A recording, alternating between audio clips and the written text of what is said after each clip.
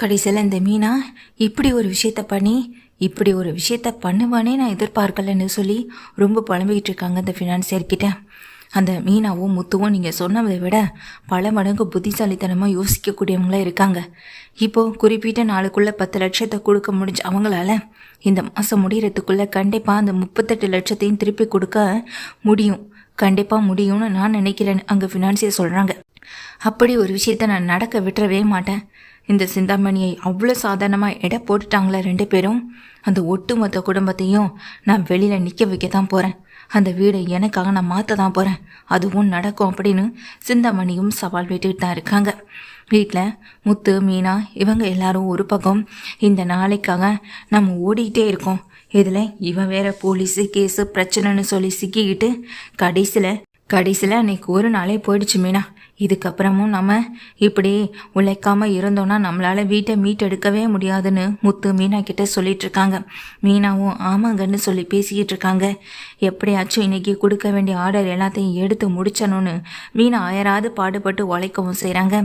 அன்னைக்கு அந்த பக்கமாக தான் அம்மா வீட்டு சைடில் பூவெல்லாம் கொண்டு கொடுத்துட்டு தான் அம்மாவை பார்க்க வீட்டுக்கு போகிறாங்க. அங்கே சந்திராவும் இருக்க. வா மீனா உள்ளே வா. என்னடி இப்படி வந்து நிற்கிற?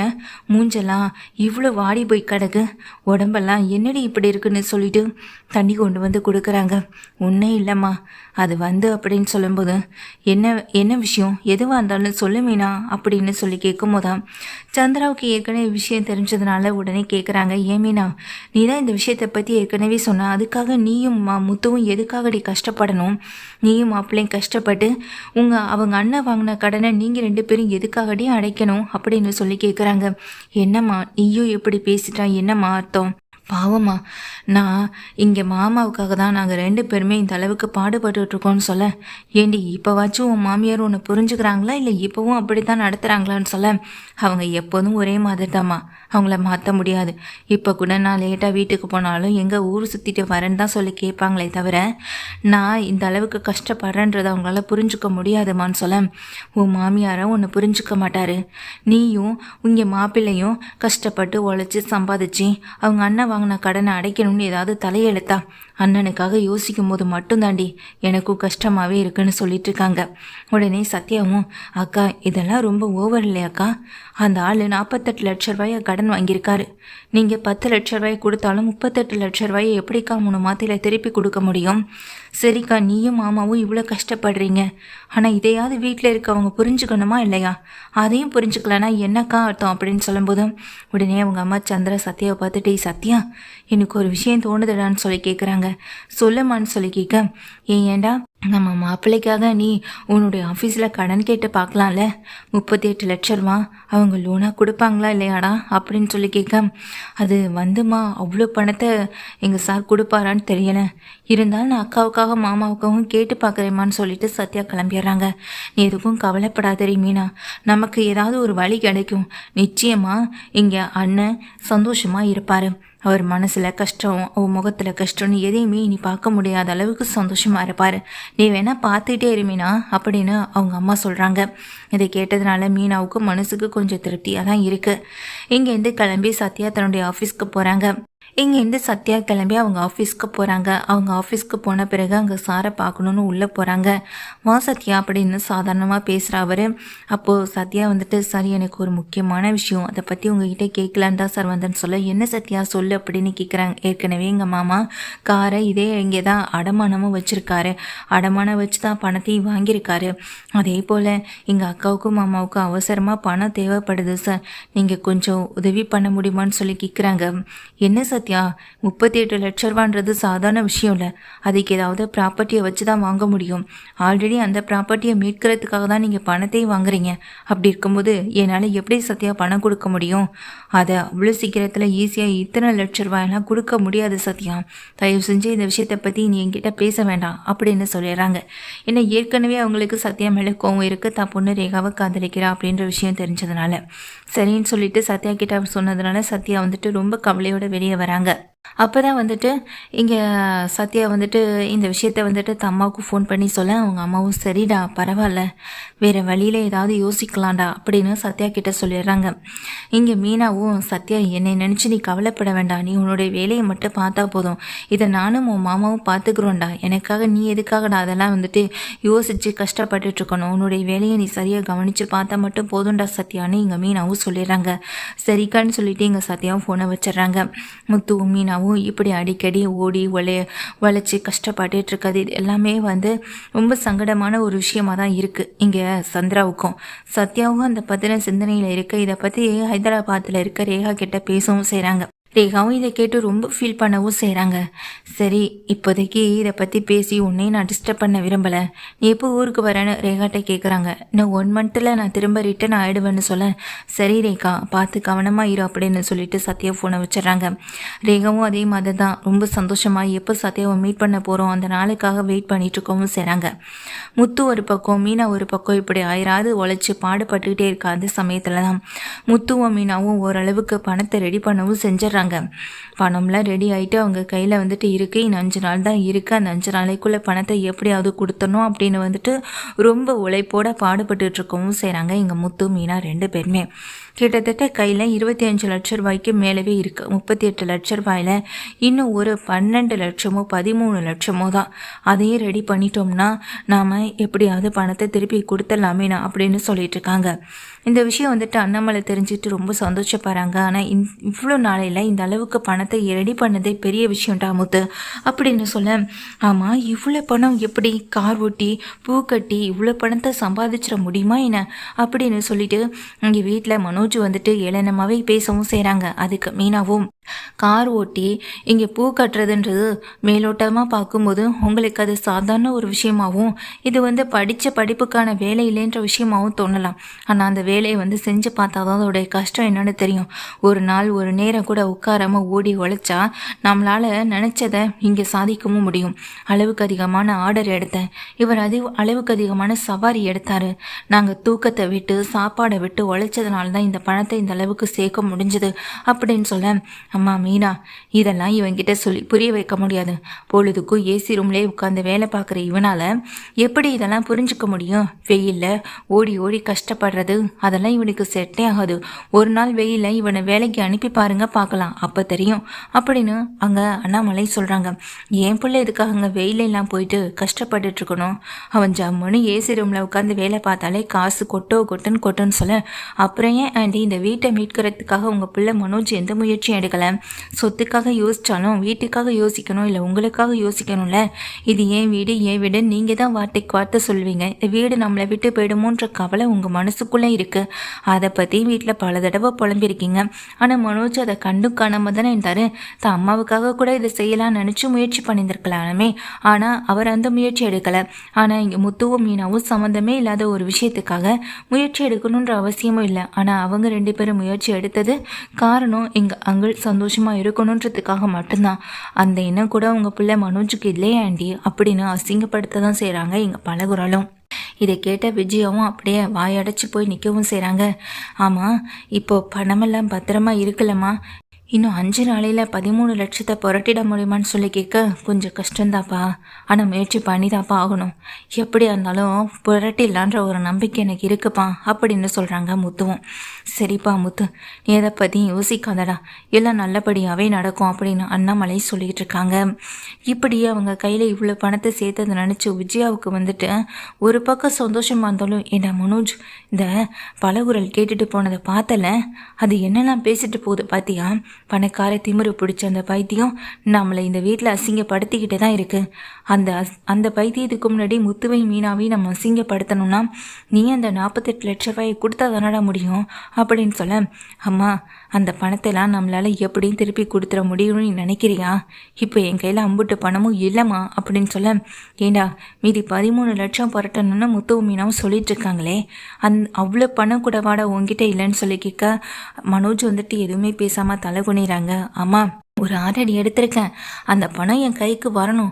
ஆனால் 5 நாளைக்குள்ளே வந்துட்டுனா கொடுத்துடலாம். ஆனால் அதை மட்டுமே நம்பியே நம்ம இருக்க முடியாதுல்லம்மா அப்படின்னு சொல்ல, என்னமோ பண்ணி தொல்லடா.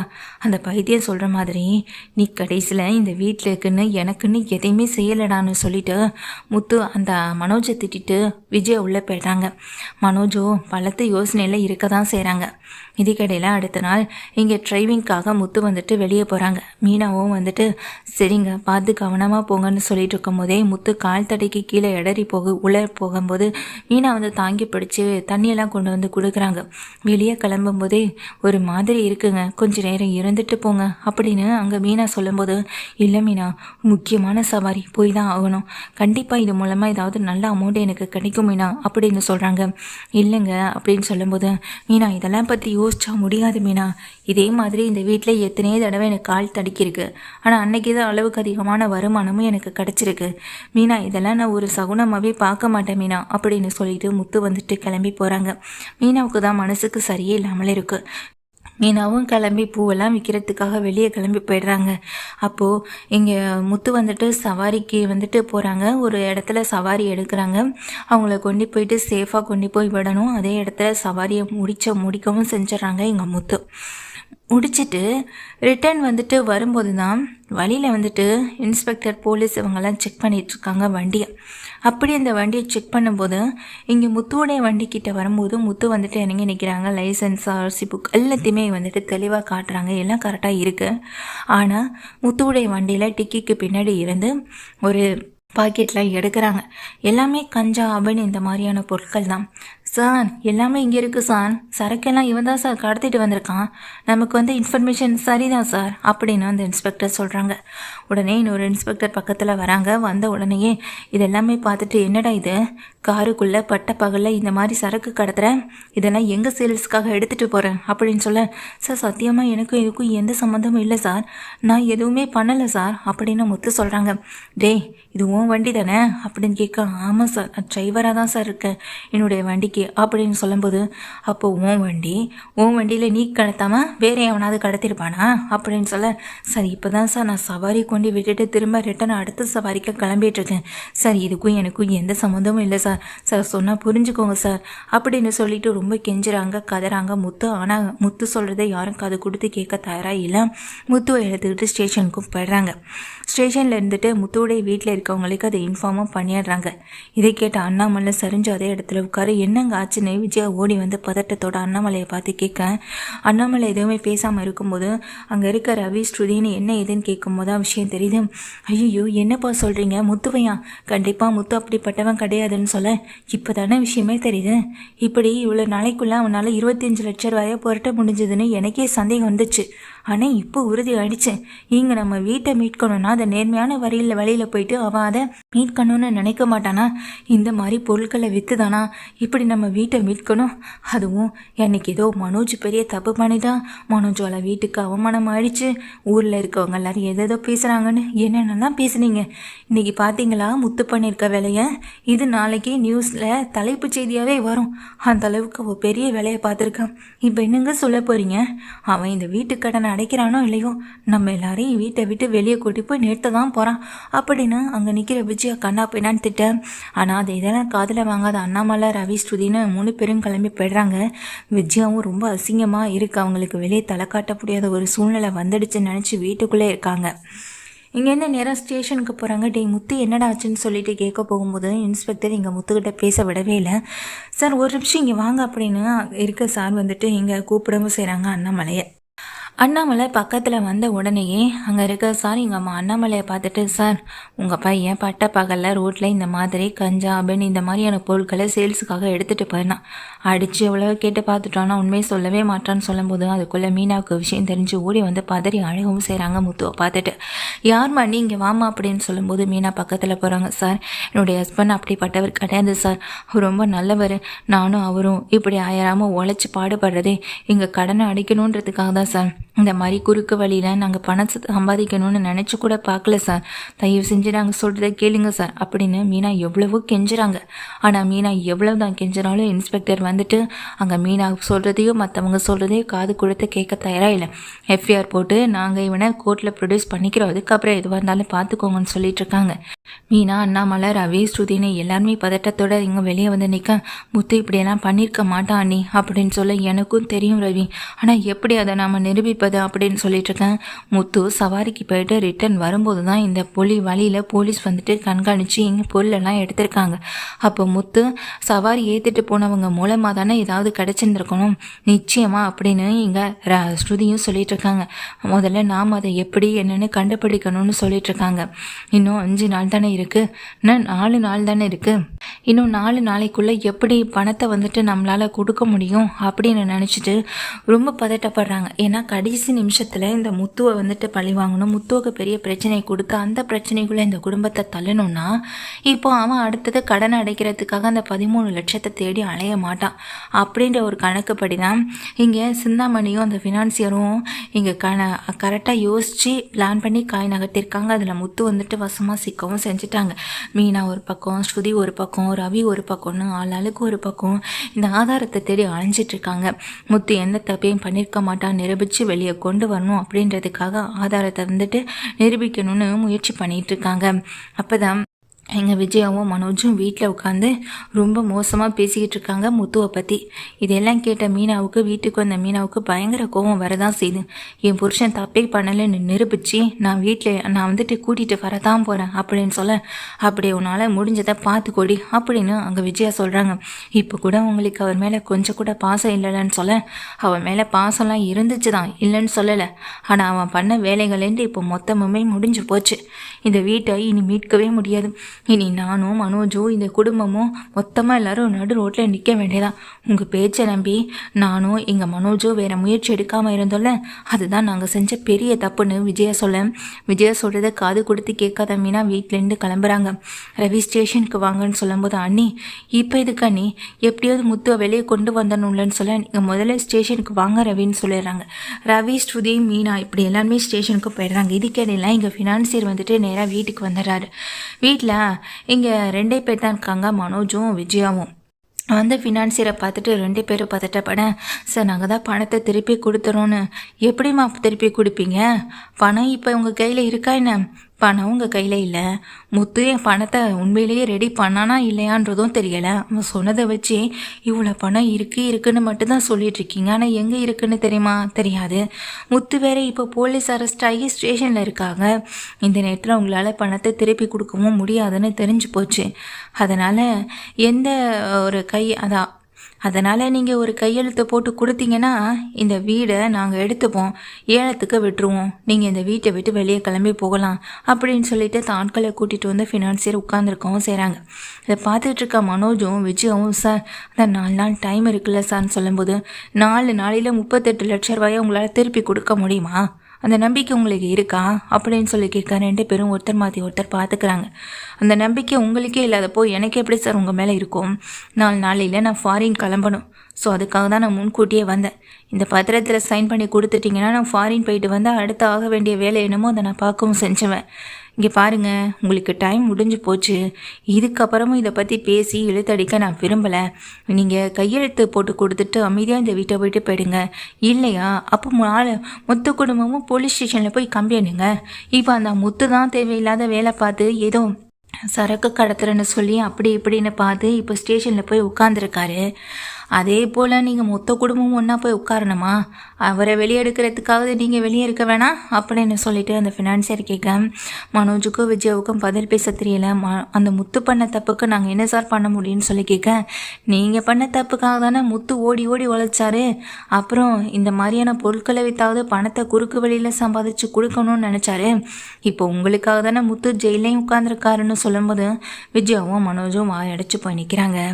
அந்த நேரத்தில் இங்கே கையெழுத்து கேட்டு விடாப்படியாக நின்றுட்டுருக்காங்க. உங்கள் மொத்த ஃபேமிலி இங்கே வரணும், எல்லாருமே சைன் பண்ணணும். முதல்ல நீங்கள் 2 பேரும் சைன் பண்ணுங்கன்னு சொல்லும்போது விஜயா, மனோஜ் என்ன பேசுகிறது தெரியாமல் நிற்க, வீட்டில் இருக்க மொத்த பொருட்களையும் தூக்கி வெளியே போடணும் அப்படின்னு ஆட்களை கூட்டிகிட்டு வந்த ஃபினான்சியர் மொத்த பொருட்களையும் தூக்கி வெளியே வீசவும் செய்கிறாரு. அப்போ தான் போலீஸ் ஸ்டேஷனுக்கு போன மீனா, ரவி, ஸ்ருதி, முத்துவையும் கூட்டிகிட்டு தான் வந்துடுறாங்க அண்ணாமலையோட. முத்து வந்ததை பார்த்ததும் அந்த ஆளுக்கு ஒன்றுமே புரியலை. என்னது அப்படின்ற மாதிரி பார்த்துட்டு இருக்காங்க. நீ இப்போ தானே ஜெயிலுக்கு போன, அரெஸ்ட் ஆகி போன, எப்படி ஒன்று அவ்வளோ சீக்கிரத்தில் வெளியே விட்டாங்கன்னு சொல்ல. ஏன்னா வச்சவன் எவனோ அவனை கண்டுபிடிச்சாச்சு அப்படின்னு சொல்லும்போது, என்ன இன்னும் புரியலையா? என் காரில் இந்த மாதிரியான பொருட்களை வைக்க சொன்னதே நீதான் சொல்லி அவனும் வாக்குமூலத்தை கொடுத்துட்டான் அப்படின்னு சொல்ல, ஏய் என்னடா சொல்கிறேன் அப்படின்னு கேட்குறாங்க. எனக்கு மீனா கொடுத்த ஒரு விஷயம் ஞாபகம் வந்தது. அளவுக்கு அதிகமாக வேலை பார்க்குறீங்க, அளவுக்கு அதிகமாக ஓடுறீங்க, பின்னாடி உங்களுக்கு எந்த பிரச்சனையும் வந்துடக்கூடாது, என்றைக்குமே சேஃப்டியாக நம்ம காரில் ஒரு கேமரா வைக்கிறது சரியாக இருக்கும்னு மீனா சொன்னான். முன்னாடி ஒரு கேமரா பின்னாடி ஒரு கேமரான்னு என் காரில் நான் கேமரா வச்சுருந்தேன். அந்த கேமரா மூலமாக தான் இன்றைக்கி யார் என்னுடைய டிக்கியில் பொருட்களை கொண்டு வந்து வச்சாங்கன்றதையும் தெரிஞ்சுக்க செஞ்சேன். அப்படியே வச்சவனை கண்டுபிடிச்சு அடித்து உதச்சதில் அவன் நீதான்ற உண்மையை ஒத்துக்கிட்டான். நீயும் சிந்தாமணி கூட சேர்ந்து தானே இந்த வேலையை பார்த்துட்ருக்க. நீ இதெல்லாம் எதுக்காக பண்ணணும் சொல்ல போறியா இல்லையான்னு முத்து வீட்டிலே போட்டு அந்த ஆளை அடின்னு அடிக்கிறாரு, வெளுத்து உதைக்கிறாரு. சொல்லுடா, உனக்கு தேவை பணம், உன் பணம் உன் கைக்கு வந்துட்டுனாலே போதும். ஆனால் அந்த பணத்தை நான் கொடுக்க கூடாது, அதை நான் கொடுத்துட்டா வீட்டை மீட்டுருவேன்ற பயம் உனக்குள்ளே வந்துடுச்சு.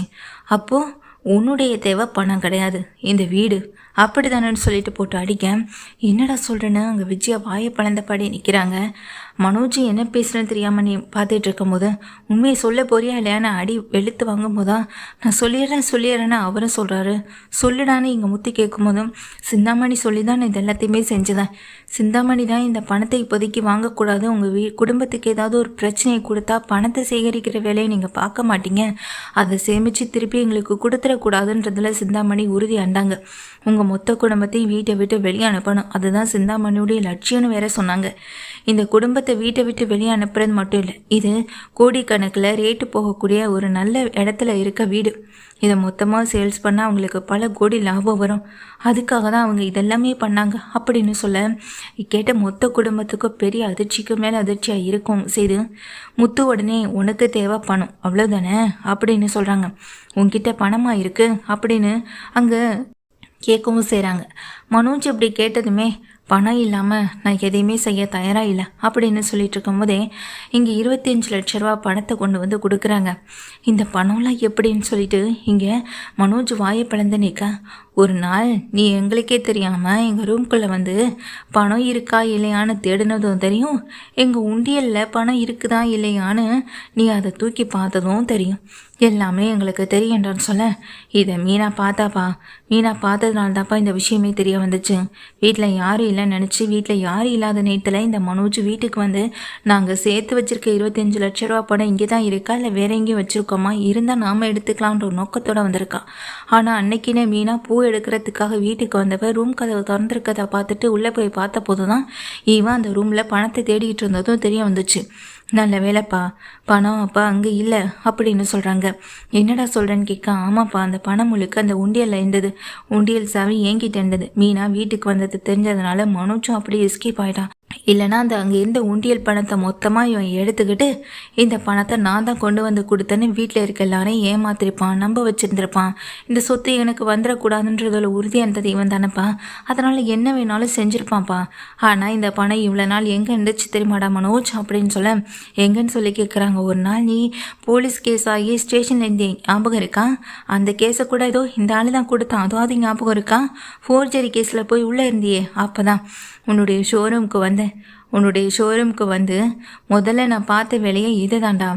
வீட்டில் உண்டியல் பணமாக இருந்த 25 லட்ச ரூபா பணத்தை எடுத்துகிட்டு உனக்கே தெரியாமல் உன்னுடைய ஷோரூமில் நான் தாண்டா வச்சேன் அப்படின்னு சொல்கிறாங்க. என்னடா சொல்கிறேன்னு கேட்க, உன்னுடைய ஷோரூமில் இப்போ ஆர்டர் எல்லாமே கேன்சல் ஆகிடுச்சு, கிடைச்ச ஆர்டரை சரிவர உன்னால் பண்ணவும் முடியலை.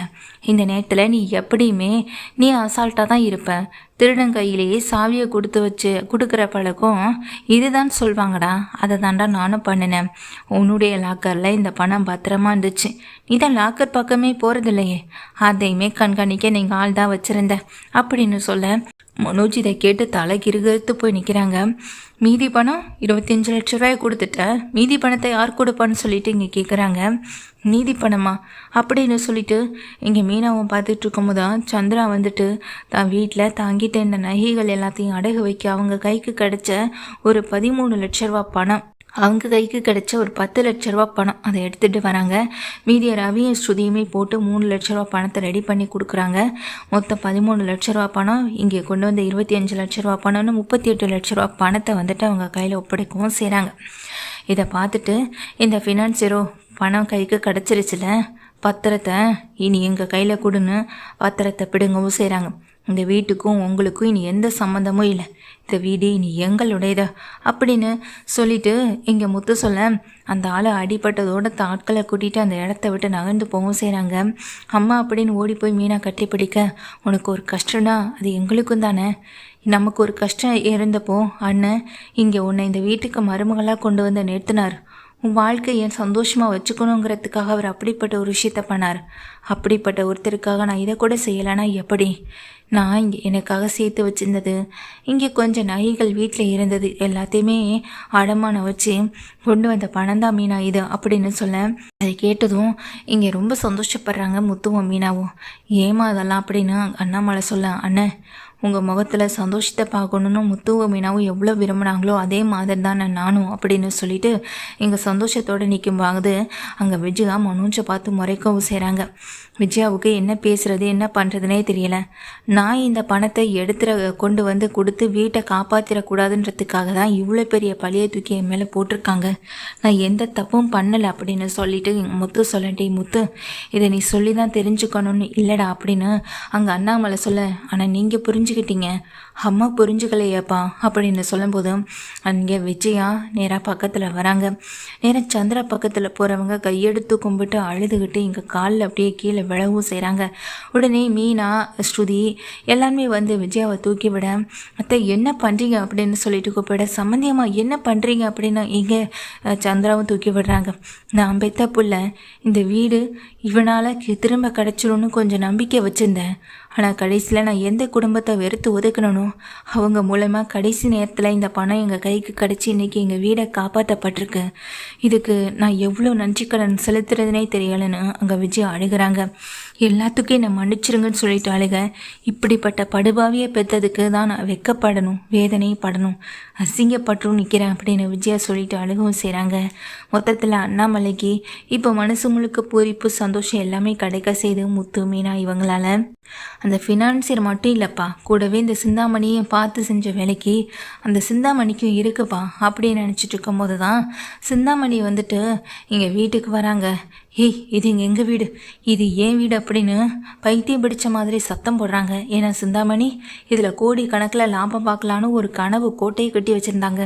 அந்த கோட்டை முழுக்க இடிஞ்சு போனதுனால வீட்டுக்கு வந்த சிந்தாமணி, இங்கே இனி இந்த வீட்டில் யாரும் இருக்கக்கூடாது, இந்த வீட்டை விட்டு முதல்ல இவங்க எல்லாரையும் வெளியே அனுப்புங்கடா அப்படின்னு சொல்லிட்டு ஆட்களை கூட்டிகிட்டு வந்து சிந்தாமணியே இங்கே அட்டூழியம் பண்ணும்போது அவங்க ஆட்கள் எல்லாத்தையுமே அடித்து போடவும் செய்கிறாங்க.